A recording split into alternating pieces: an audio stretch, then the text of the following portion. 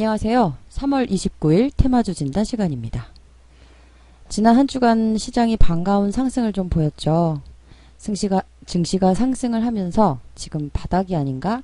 그럼 뭐 지금 사야 하는 거 아닌가? 이런 생각하시는 투자자분들 많으실 것 같은데요. 이런 궁금증 오늘도 최 이사님 모시고 들어보고요.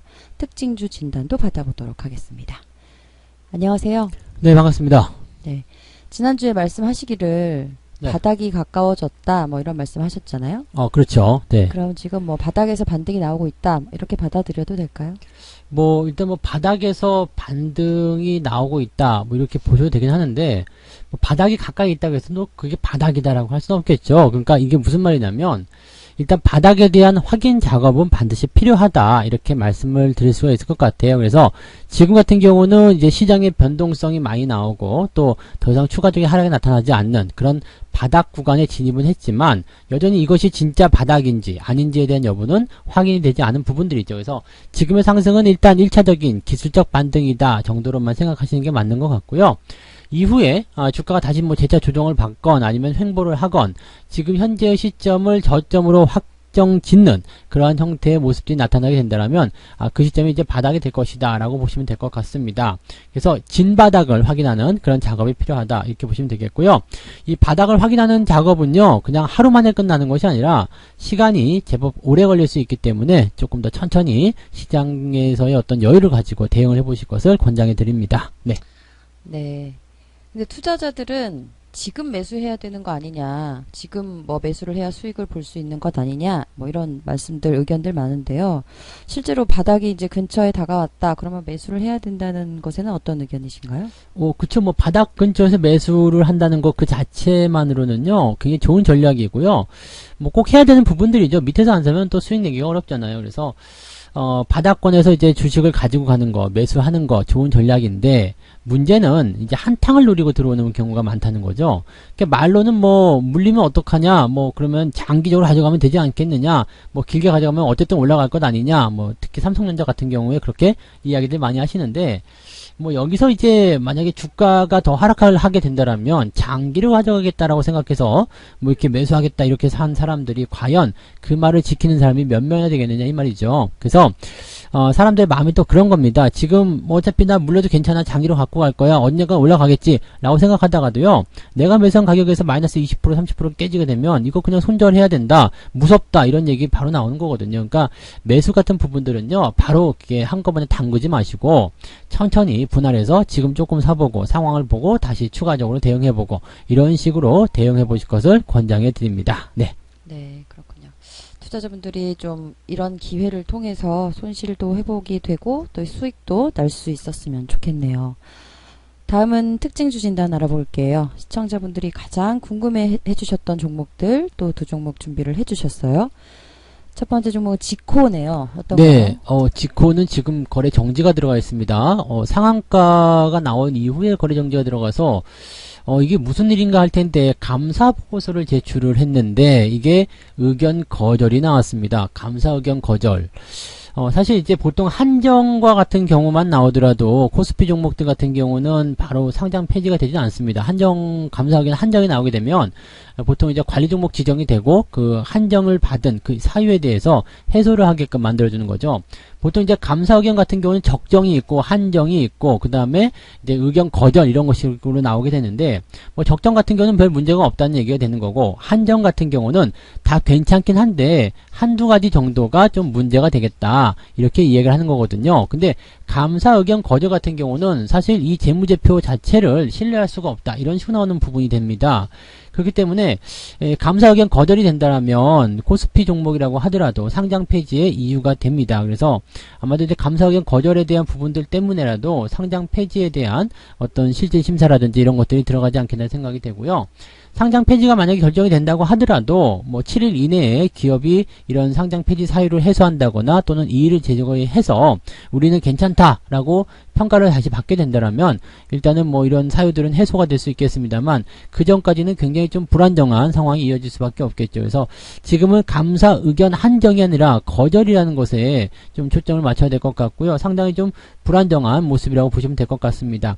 다만 이제 재작년도부터 이제 강화된 이런 회계관리기준법에 의해서 너무 가혹한 것 아니냐 이런 식의 얘기가 나오고 있기 때문에 뭐 요즘에는 이제 그 상장 폐지 조건이 되더라도 바로 상장 폐지가 되지 않고 거래정지 기간을 뭐 한 1년 정도 가지고 가면서 개선 명령을 부여하게 되죠. 그리고 개선 명령을 따라가면서 개선이 잘 됐을 경우에는 다시 되살려주는 그런 형태로도 가고도 있습니다. 그래서 당장 뭐 최악의 상황까지는 가지 않는다고 하더라도 일단은 현재 시점에서는 자금이 묶일 수 있는 상황이 될 수 있겠다 이렇게 보셔야 될 것 같습니다.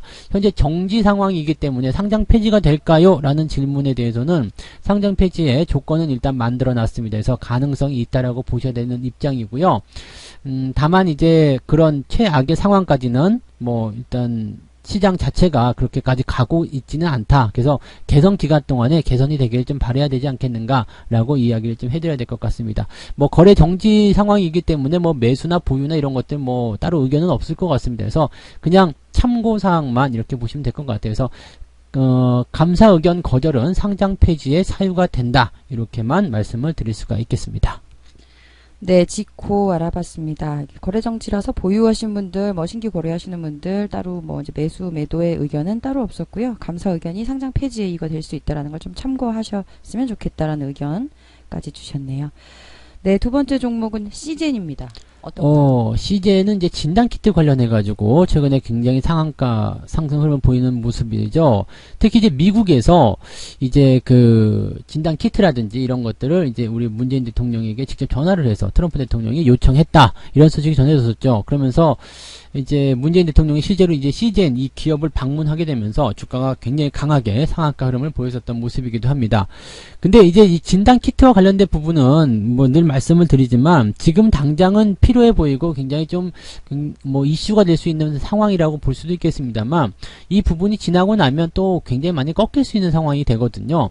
당장 이제 일회성으로 인해서 실적이 늘어날 수는 있다라고 볼 수 있겠지만 연속성을 가지기는 어렵습니다. 그렇다면 기업의 주가가 어느 정도까지 성장할 수 있는 것은 뭐 기대할 수 있겠습니다만 이런 식으로 뭐 저점 대비 2배, 3배 이게 지금 보시면 올 초만 하더라도 3만원이었는데요. 지금 14만원 이 고점이 14만원이고요. 지금 금요일 종가가 11만 5천원이란 말이에요. 그러니까 뭐 3배, 4배 이렇게 뛸 수 있는 그런 조건들은 사실 아니라고 봐야 되겠죠. 그러니까 지금 현재 상황만 우리가 놓고 본다라면 주가가 테마를 통해서 굉장히 강하게 상승을 했지만 이 부분이 전부 다 주가에 그대로 반영될 만큼의 그런 강력한 재료는 아니다라고 보시면 되겠습니다. 어떻게 본다면 지금 확산세가 거의 끝물에 들어갈 수도 있는 상황이기 때문에 뭐 진단키트에 대한 부분들이 이제 중요시되고 많이 사용이 될 수도 있겠습니다. 다만 계속적으로 더 커져나가기는 어려울 것이다라고 좀 보셔야 될 겁니다. 그래서 지금은 일단 그래도 테마를 타고서 상승하고 있기 때문에 가지고 계신 분들은 일단 5일 이동평균선까지는 홀딩하시는 게 맞아요. 그 다음에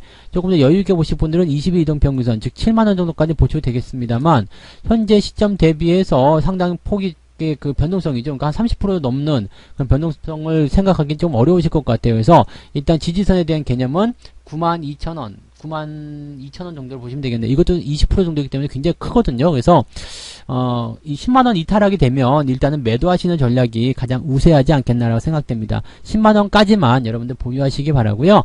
신규 접근은 따라가지 않는 편이 좋을 것 같습니다. 현재 시점에서는 더 올라가더라도 여러분들이 신규로 따라가서 수익을 낼 수 있는 그런 구조는 아닌 것 같다 생각이 듭니다. 네. 네, CGN 알아봤습니다. 보유하신 분들은 92,000원 정도 선까지만 좀 지켜보시는 것이 좋겠다.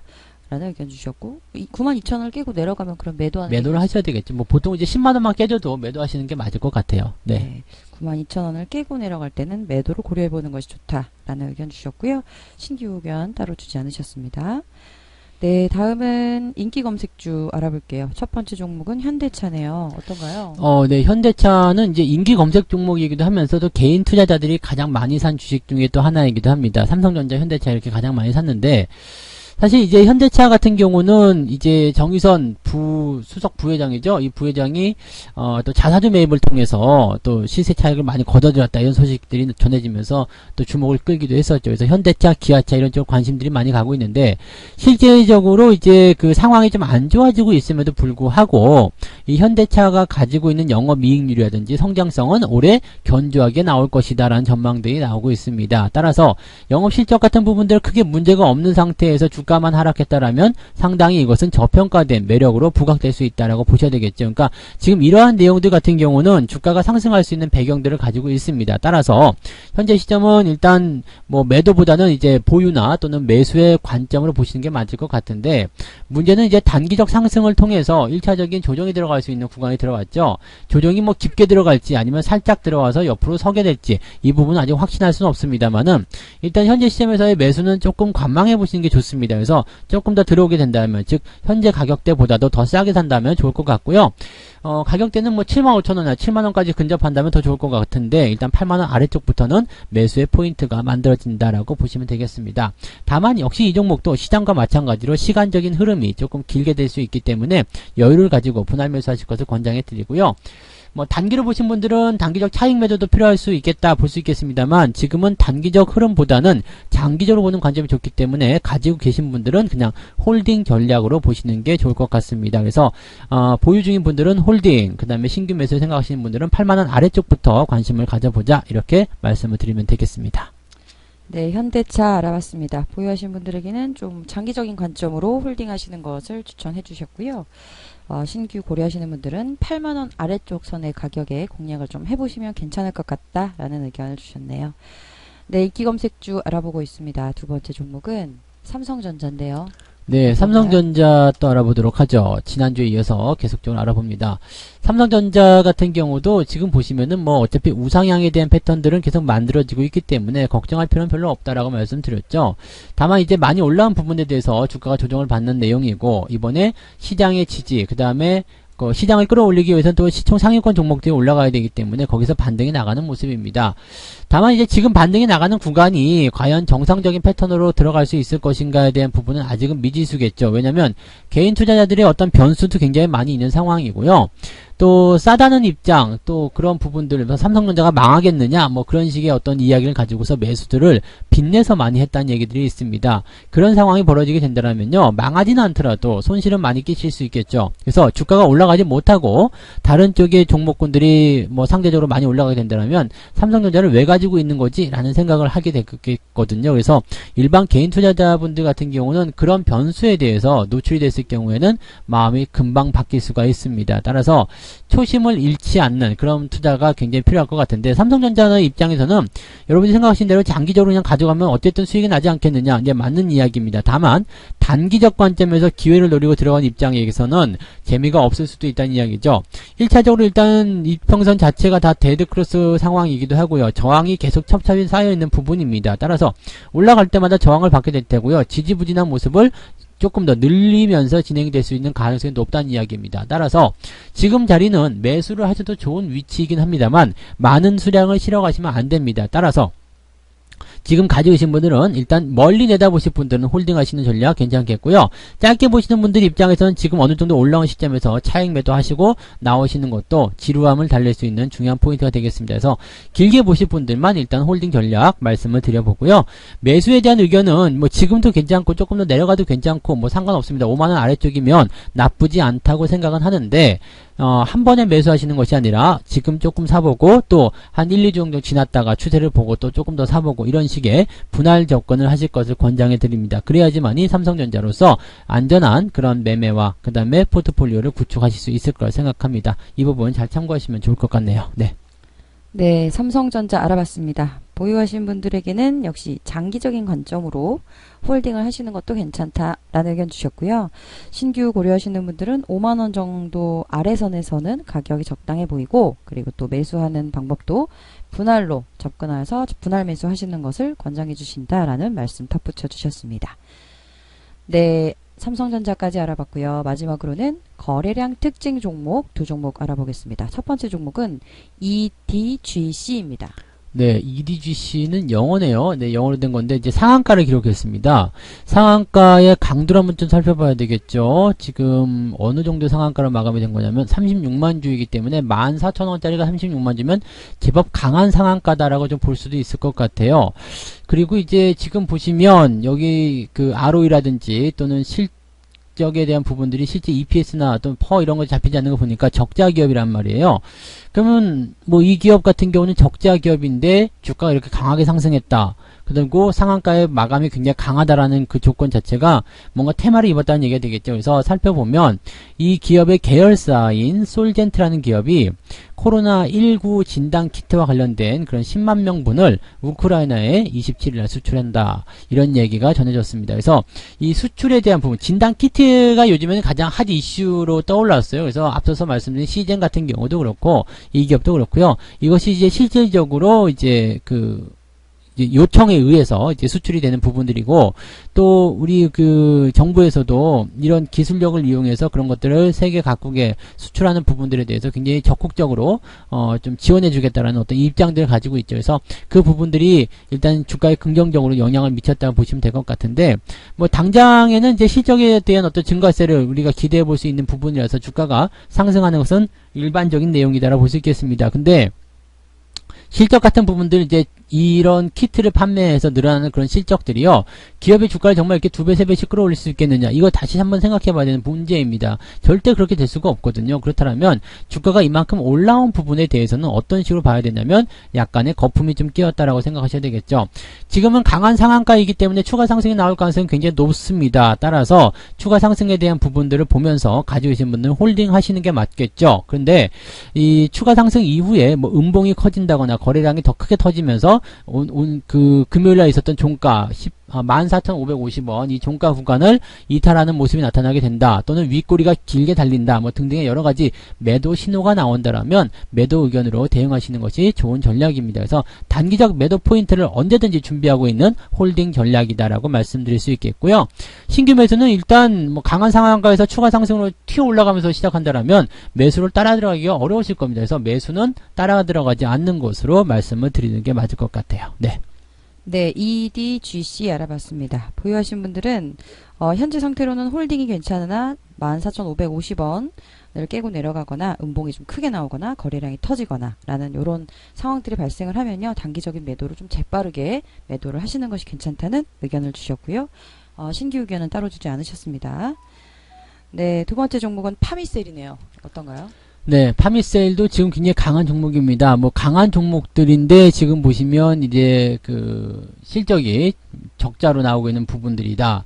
그러면 이것도 뭐 바이오, 테마 이런 쪽으로 봐야 되겠죠. 그래서 지금 이 종목도 살펴보니까 미국 내에 승인된 코로나 진단키트 시약에 대한 납품을 통해서 가파른 이익 증가가 예상된다. 이런 식의 기사가 나왔어요. 즉 진단키트에 대한 시약을 납품한다. 이거 굉장히 어떤 이슈가 될 수 있겠죠. 왜냐하면 지금 상당히 그 수요가 많이 늘어날 수 있는 포인트이기 때문입니다. 다만 이 진단키트에 대한 시약이라는 거, 그 다음에 지금 현재의 상황에 한정되어 있다라는 거, 이 부분이 중요한 것 같아요. 이 부분 같은 경우는 지나고 나면 이제 또 확 줄어들 수밖에 없는 내용이겠죠. 그러면 다시 아까와 같은 이야기가 또 들어갈 수 있습니다. 지금 이게 8,000원밖에 안 하던 기업인데 2만원이 넘어갑니다.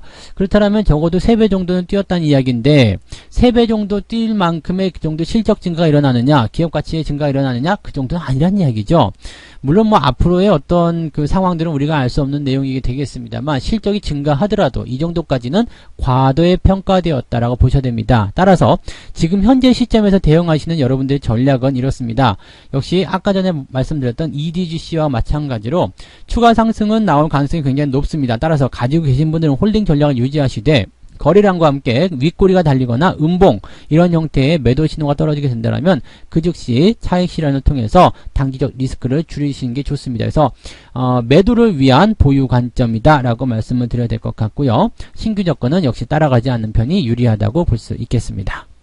네, 파미셀 알아봤습니다. 보유하신 분들에게는 역시 현재는 홀딩 전략이 적절해 보이지만 또 이 매도 사인이 나오는 아까 말씀드렸던 음봉이 좀 크게 나오거나 거래량이 터지거나 이런 매도 사인이 나올 경우에는 또 재빠르게 대응을 하시는 것이 좋다는 의견을 주셨고, 신규 접근 적절하지 않다라는 의견 주셨어요.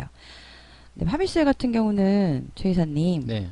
파미셀도 그랬고 EDGC도 그랬고 매도 어떤 그런 사인에 대해서 재빠르게 대응을 해야 되는 좀 그런 특별함이 있는 종목이라고 하면 네. 이유가 뭐가 있을까요? 이유요. 네. 단계 많이 올랐기 때문에 네. 이 정도면은 차익 실현해도 되겠어라는 포인트가 나타날 수 있거든요. 네. 그러면 매도가 이렇게 쏟아질 때는 수익을 이제 언제쯤 팔아야 되나라고 다 이제 신경이 곤두서 있을 텐데 네. 매도가 떨어지기 시작할 때는 조금만 더 빨리 팔고자 하는 사람들이 몰리게 된단 말이죠. 네. 그럴 때는 이제 훅 떨어질 수 있기 때문에 내가 원하는 가격을 놓칠 수도 있어요. 그래서 보통 그런 신호가 나올 때는 뭐 가격대 정하지도 않고 시장가로 갖다 던져버리는 그런 매도가 좀 필요할 수도 있겠고요. 보통 이제 상승 추세가 이렇게 하락으로 전환될 때는 이런 형태의 모습이 많이 나타나게 됩니다. 그래서 이 타이밍을 놓치게 되면 다음번에는 더 큰 하락으로 연결되면서 수익을 또 다 까먹을 수 있거든요. 그러니까 손실도 커질 수도 있겠네요. 그죠. 꼭대기에서 따라 들어가면 손실이 커지기 때문에 신규 접근은 절대 하지 않는 것이 중요하다는 것을 말씀드릴 수 있는 거죠. 네. 네, 그렇군요. 알겠습니다. 오늘 준비한 6종목 여기까지네요. 최 이사님 오늘도 고생 많으셨고요. 감사했습니다. 네, 장이 아무래도 조금은 더 변동성을 보일 겁니다. 그래서 너무 낙관적이거나 또 너무 비관적이거나 하는 것이 아니라 시장의 상황에 맞춰서 적응을 잘 해나가시는 그런 그 시장에 대응하는 그런 전략들을 많이 세우셨으면 좋을 것 같습니다. 여러분 모두 또 이번 한 주도 힘내시고 수익들 많이 내시는 성공 투자하시기 바랍니다. 네, 저희는 한 주간 또 잘 준비해서요. 다음 주 주말에 다시 찾아뵙도록 하겠습니다. 네, 고맙습니다. 본 방송에서 제공되는 모든 정보는 투자 판단의 참고 자료이며 투자의 최종 책임은 본 방송을 이용하는 본인에게 있습니다.